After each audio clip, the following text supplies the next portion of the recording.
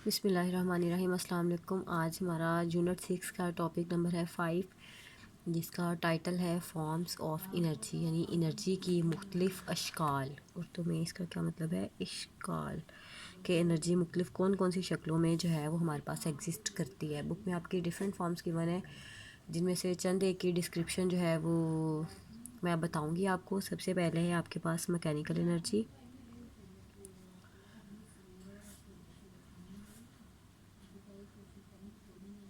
ठीक है, mechanical energy हमारे पास क्या होती है कि अगर किसी बॉडी में पोजीशन की वजह से या फिर उसकी मोशन की वजह से जो एनर्जी एग्जिस्ट करती है, या बॉडी के अंदर पोजीशन या मोशन की वजह से जो एनर्जी होगी, उस एनर्जी को हम नाम देते हैं मैकेनिकल एनर्जी का। The energy possessed by a body both both कौन कौन सी चीज़ें हैं? Position and motion. Both due to motion और position is called mechanical energy. इसकी डिफरेंट एग्जांपल बुक में आपको गिवन है, जैसा कि वाटर रनिंग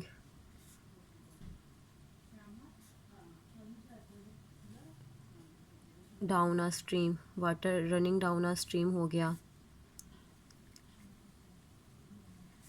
उसके बाद और अलग वर्ड है आपके पास। उसके अलावा रेज्ड हैमर है, जैसे आपने ऊपर थोड़ा उठाया हुआ हो पोजीशन की वजह से, तो वो ज़मीन से ऊंचा हो जाता है। फिर उसके बाद आपने स्ट्रेच्ड बो की एग्जांपल पढ़ी थी। ये भी हमारे पास जो है वो पोटेंशियल एनर्जी की ये काइंड में था। इस तरह की सारी जो एग्जांपल्स हैं, इन सब में हमारे पास जब मैकेनिकल एनर्जी एग्जिस्ट करती है। उसके बाद जो है हमारे पास हीट एनर्जी। फर्स्ट पे था हमारे पास मैकेनिकल एनर्जी, फिर है हमारे पास हीट एनर्जी। हीट एनर्जी वो एनर्जी है जो हम हॉट बॉडी से ऑब्टेन करते हैं। Energy obtained by hot bodies, और आप कह सकते हैं फ्रॉम बर्निंग, कि किसी चीज़ के बर्न होने की वजह से, जलने की वजह से जो हमें एनर्जी मिलती है हरारत की वजह से, वो हमारी बन जाती है हीट एनर्जी। ठीक है, इसके डिफरेंट सोर्सेज होते हैं हमारे पास। पहले जी, ये हमें डिफरेंट इसके सोर्सेज हैं कि हम कहाँ कहाँ से हीट जो है वो हासिल कर सकते हैं। सबसे पहला जो और ईज़ियर और सस्ता तरीन ज़रिया जो है वो तो हमारे पास सन है, कि सन की मदद से हम जो है वो हीट हासिल करते हैं। ये हमारे पास एक मेन सोर्स भी है। सन से लाइट और हीट जो है वो हम सबसे इजीली हासिल करते हैं। ये सबसे मेन और चीपेस्ट सोर्स है हमारे पास।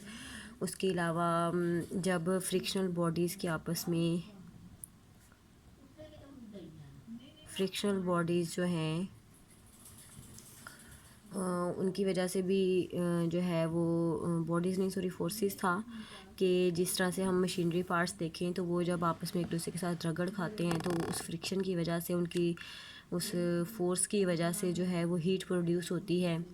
ठीक है, इसलिए यहाँ पर फ्रिक्शनल फोर्सेस का जिक्र हुआ। और इसकी एग्ज़ाम्पल्स हैं हमारे पास कि फ़ूड जो हम खाते हैं वो हमारी बॉडी को हीट देती है काम करने के लिए। फुल डे जो हमने काम करना था, जो फूड हम खा रहे होते हैं उसके अंदर जो उसको खाने की वजह से हमारे जो अंदर एनर्जी होती है वो हमें हीट की फॉर्म में भी प्रोवाइड होती है, ताकि हम जो है वो अपने डेली बेसिस पे जो भी काम है वो सारे परफॉर्म कर सकें।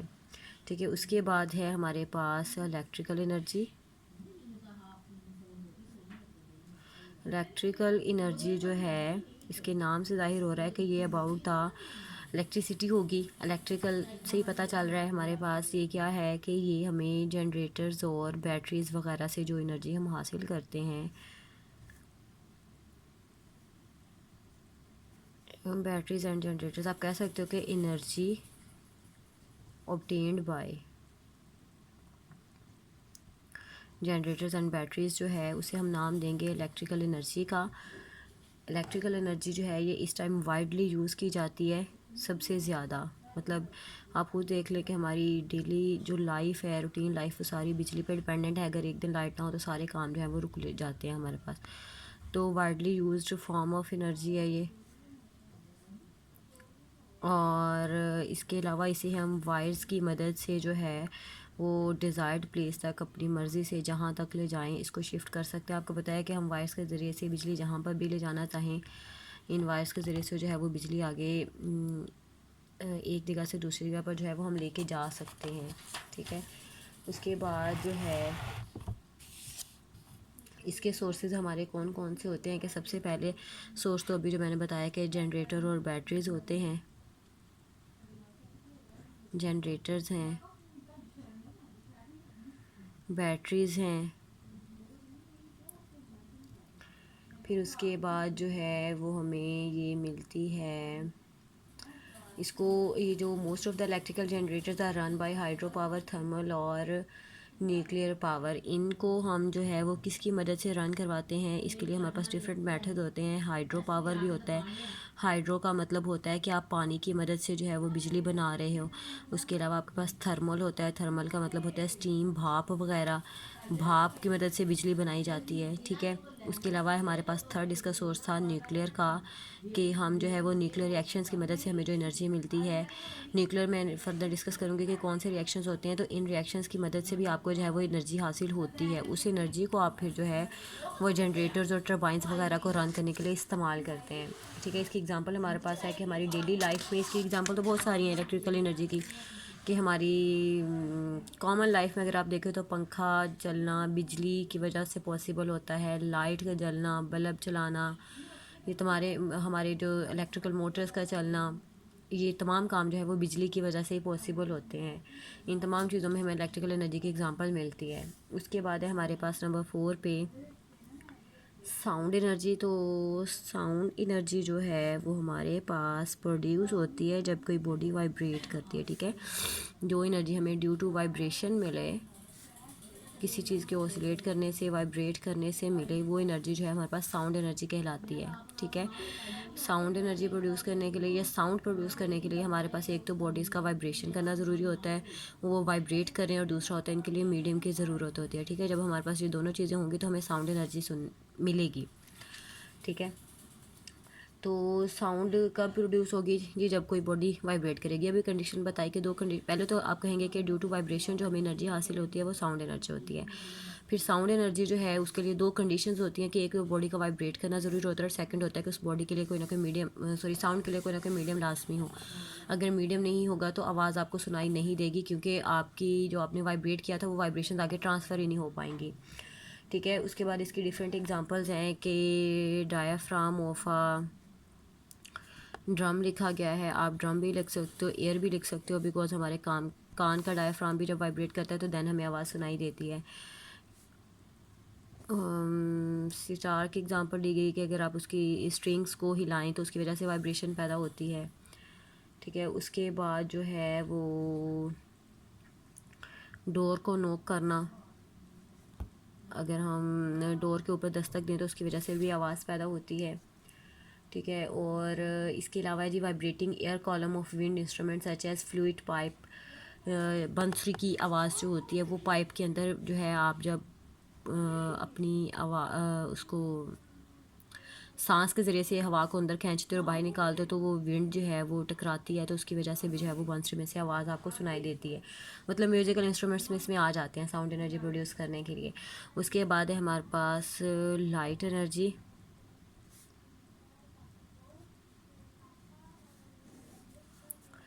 लाइट एनर्जी जो है, लाइट इसके नाम से ज़ाहिर हो रहा है कि रोशनी जो है प्रोड्यूस करने के लिए हम देखेंगे कि हमें क्या कुछ, पहले तो हमें ये जो है लाइट होता है क्या, रोशनी है, तो इसका मतलब है कि रोशनी जो है ये भी काइंड ऑफ एनर्जी ही है, इम्पोर्टेंट फॉर्म ऑफ एनर्जी है।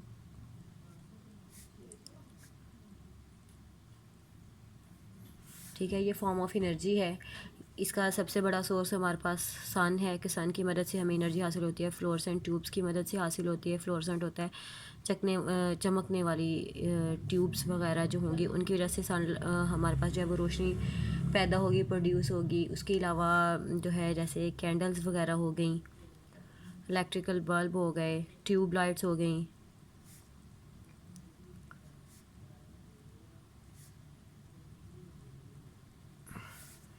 ठीक है, और ये हमारे लिए इम्पोर्टेंट क्यों है जी, इसकी इम्पोर्टेंस क्या है हमारे पास, कि ये हमें जो है वो क्यों हमारे लिए नेसेसरी है। तो सबसे पहले तो हमारे जो प्लांट्स होते हैं, पौधे दरख्त वगैरह हैं, ये अपनी फूड ही तब बनाते हैं जब उनके पास रोशनी जो है वो मौजूद हो, यानी कि फ़ोटोसिंथेसिस के प्रोसेस के लिए लाइट जो है वो हमारे पास एक नेसेसरी चीज़ है। इसके बगैर पौधे जो हैं वो खुराक तैयार नहीं कर पाएंगे। उसके बाद हमें चीज़ों को देखने के लिए, to see things, day time रात टाइम, हमें जो है वो रोशनी लाजमी जो तौर पर चाहिए होगी। ठीक है, उसके बाद है हमारा केमिकल एनर्जी।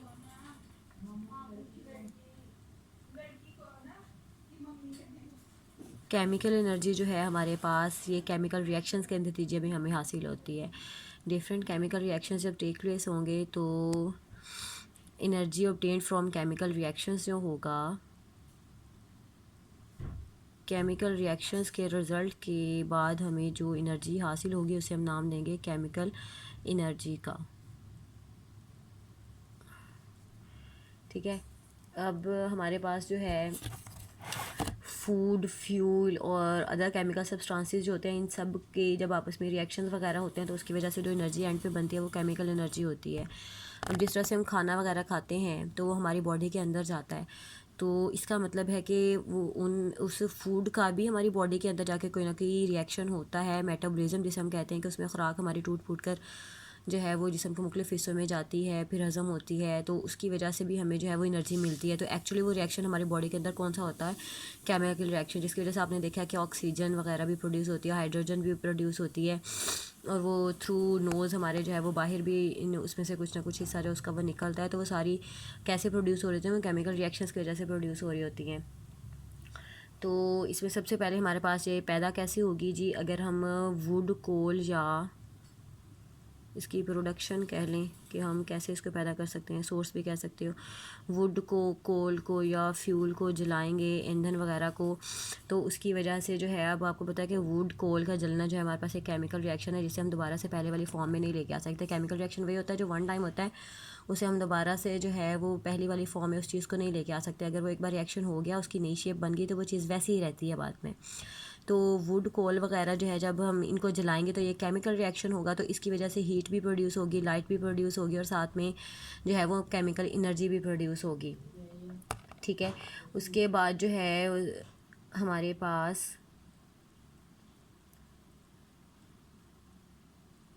है न्यूक्लियर एनर्जी।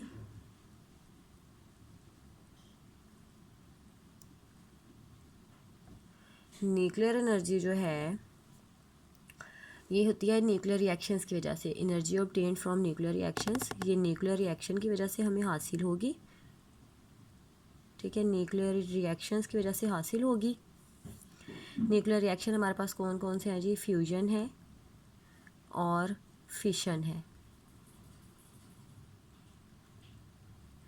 ठीक है, अब फ्यूजन क्या होता है, फ्यूज़ का मतलब होता है जोड़ देना, बना देना, इकट्ठा कर देना। तो अगर हमारे पास कोई दो छोटे न्यूक्लियाई हों, हम इनके ऊपर इनको कुछ ना कुछ एनर्जी दें, एनर्जी पहले हम खुद प्रोवाइड करेंगे तो इनकी वजह से एक बड़ा न्यूक्लियाई बन जाएगा, एक बड़ा न्यूक्लियस फॉर्म होगा। जब बड़ा न्यूक्लियस फॉर्म होगा तो इसकी वजह से बड़े न्यूक्लियस के साथ तीन चीज़ें हमें मिलेंगी, रेडिएशन मिलेंगी, ठीक है, उसके बाद हमें लाइट मिलेगी, हीट मिलेगी। ठीक है, तो ये तीनों चीज़ें जो हैं कलेक्टिवली हम इसे नाम दे देते हैं कि इस रिएक्शन की वजह से हमें जो है वो एनर्जी मिलती है। उस एनर्जी को हम फर्दर इलेक्ट्रिसिटी प्रोड्यूस करने के लिए जो है वो इस्तेमाल करते हैं। इसी तरह से फिशन होता है कि हमारे पास एक बड़ा न्यूक्लियस होता है, आप इसके ऊपर न्यूट्रॉन की बम्बार्डमेंट करवाते हो तो ये आपके पास जो है वो दो छोटे न्यूक्लियाई में डिवाइड हो जाता है, साथ में आपको एनर्जी, यानी कि एनर्जी को आप कह सकते हो कि ये रेडिएशन, उसके अलावा हीट और लाइट, ये तीनों चीज़ें भी प्रोड्यूस करता है। इसी एनर्जी को हम जो है तीनों को मिला के इस एनर्जी को जो है वो फर्दर अपने मुख्तलिफ मकासद के लिए यूज़ करते हैं। ठीक है, nuclear energy is an energy release in the form of nuclear radiation in addition to heat and light. के न्यूक्लियर एनर्जी जो है हमें कब मिलेगी, जब न्यूक्लियर रिएक्शन होगा। न्यूक्लियर रिएक्शन होगा तो आपको तीन चीज़ें मिलेंगी, रेडिएशंस भी मिलेंगी, हीट भी मिलेगी एंड लाइट भी मिलेगी। तो nuclear reactors are sources of electrical energy. तो न्यूक्लियर रिएक्शंस जो होते हैं ये हमारे पास, इनकी वजह से हमें एनर्जी मिलती है। उस एनर्जी की मदद से मैंने जैसे भी बोला कि जनरेटर्स और टर्बाइंस को घुमाने के लिए और फिर इलेक्ट्रिसिटी प्रोड्यूस करने के लिए हम जो ऐसे इस्तेमाल करते हैं। तो इसका मतलब है कि न्यूक्लियर रिएक्शंस जो हैं इनकी वजह से जो एनर्जी है वो हमारे लिए बहुत इंपॉर्टेंट है, उनकी मदद से हम जो है वो इलेक्ट्रिसिटी बना सकते हैं, और इलेक्ट्रिसिटी इस टाइम हमारी जो है बेसिक और बहुत अहम ज़रूरत है। तो reason of solar fusion end पे दी गई है, the energy coming from the sun for the last billion of years is a result of nuclear reactions taking place on the sun.